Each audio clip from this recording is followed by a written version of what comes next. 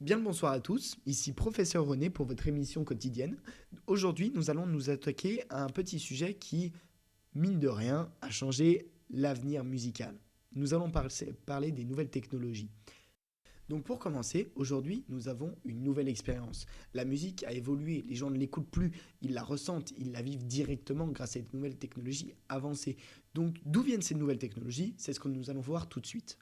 Ces nouvelles technologies ont vu le jour autour de 2023, grâce à notamment Basmi. Qu'est-ce que Basmi? C'est un système, un dispositif extérieur au corps, il faut quand même le préciser, c'est vrai que ça fait un peu vieillot, qui permettait de transmettre des basses fréquences au corps pour pouvoir ressentir des films et la musique.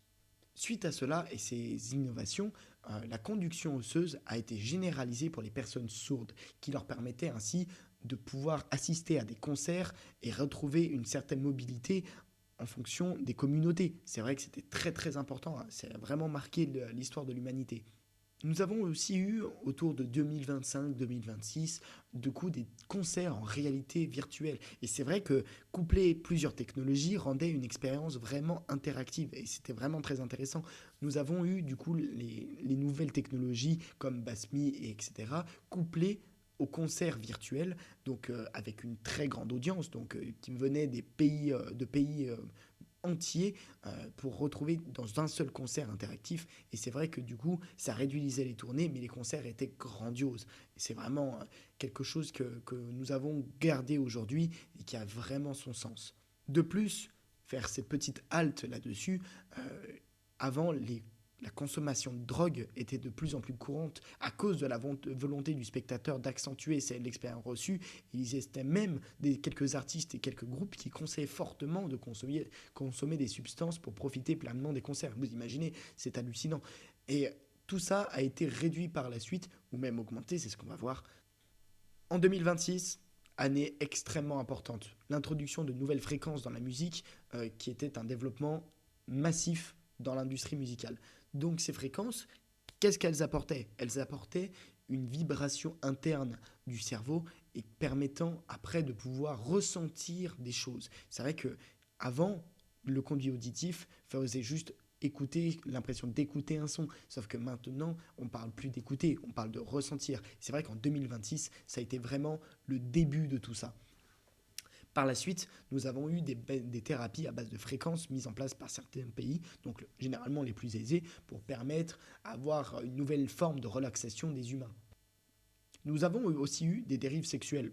C'est très marrant, mais des dispositifs ont été utilisés comme des sextoys, donc non pas contrôlés par les organismes de santé, car des pertes graves de sensibilité de toucher commençaient à apparaître.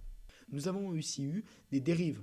Des personnes ont pu pirater ces fréquences et les utiliser comme sextoy. Et en plus, en les partageant au plus grand nombre, cela n'était pas contrôlé par les organismes de santé et des cas graves de perte de sensibilité au toucher commençaient à apparaître. C'est qu'en 2027, que les autorités ont commencé à légaliser correctement ces fréquences et les artistes ont pu commencer à explorer pour pouvoir créer des nouvelles expériences musicales plus immersives pour le public, attirant aussi des nouveaux auditeurs.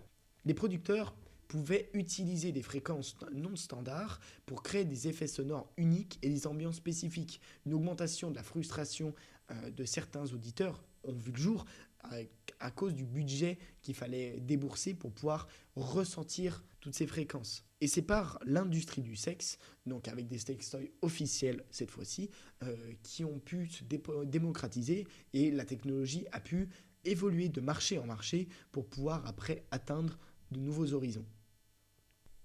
En 2029, les réglementations ont vu le jour pour avec la création de nouvelles lois et de nouvelles réglementations. Et nous arrivons aux technologies encore utilisées aujourd'hui. C'est en 2031 que l'acceptation des États-Unis pour la modification du corps vit le jour. La science avait permis l'introduction de puces offrant de nouvelles fonctionnalités, mais en échange de dons d'organes. Voilà, c'était la contrepartie. Donc plusieurs questions éthiques importantes se posaient donc sur l'utilisation des technologies, la valeur humaine et la valeur surtout des organes. Voilà, pouvant faire des humains augmentés ou perdre des organes, et là, c'était malheureusement irrémédiable.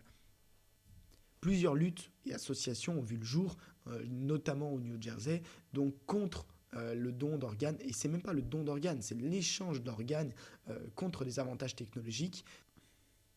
En 2032, et grâce à ces puces, notamment à la Neuralink, la 17.6, elle a permis de brancher une puce au cerveau, pouvoir envoyer des impulsions musculaires pour vivre la musique via Bluetooth. Une option pour ressentir la musique est maintenant accessible au public directement avec son propre téléphone mobile, et partout et tout temps, ce qui devient peu à peu la manière standard de consommer de la musique.